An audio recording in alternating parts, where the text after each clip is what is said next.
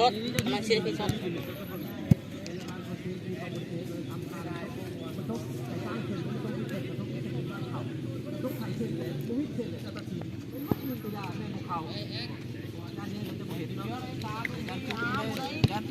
มอก็ถ่ายคลิปอยู่ดู VR เอาก็ได้ไหมจ๊ะโมเห็นมี VR อยู่เด้อทางนี้เด้อ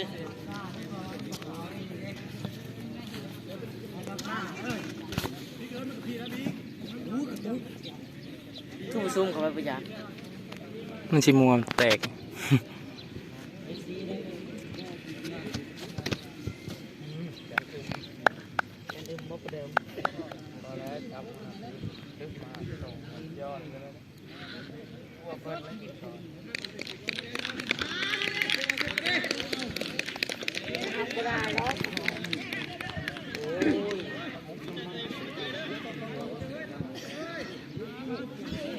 ขาดเอาเกลตีก่อนเด้อ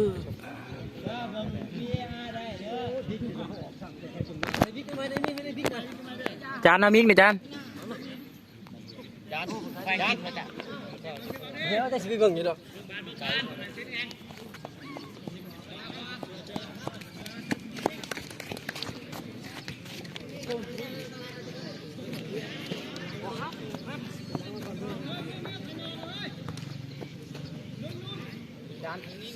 จาน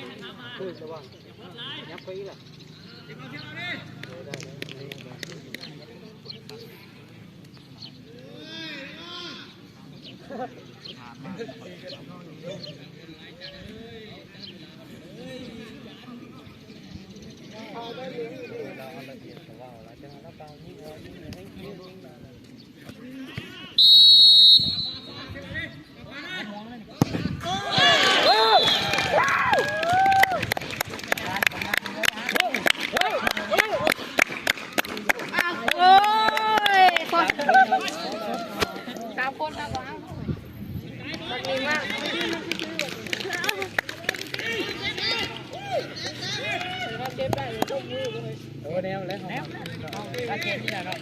แพ้ทุกนาดไก่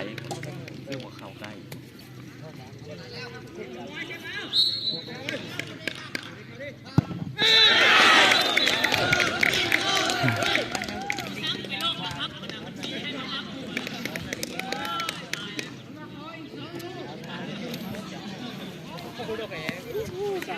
เปิดเป็นตังขายิงโมเมนต์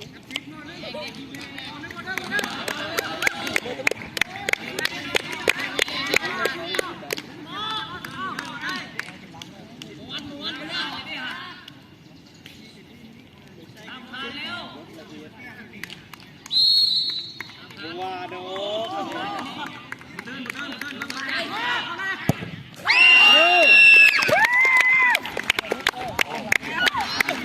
โอ้ยเจ้าบ่เดาทางยืนอยู่บ่ได้แล้ว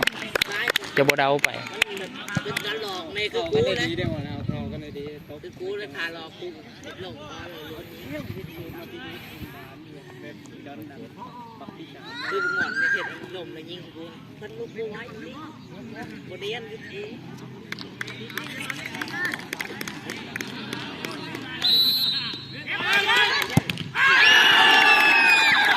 เสียวอ่ะเสียวเลยไป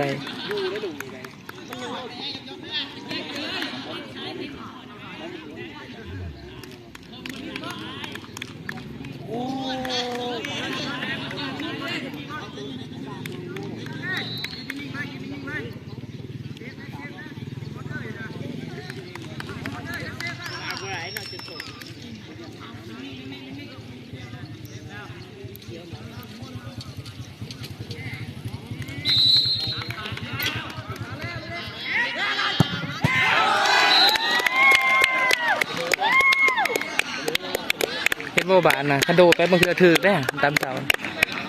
โบโดดไป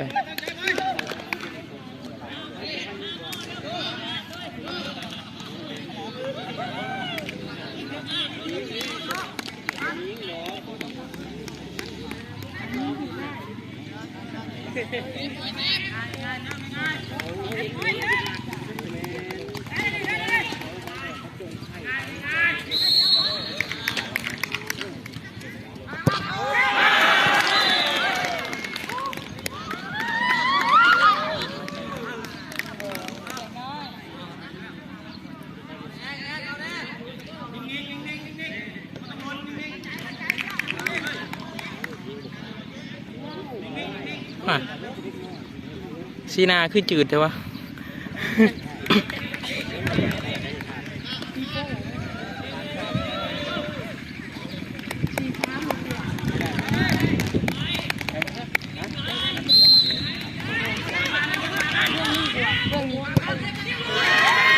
โอ้ยไม่ได้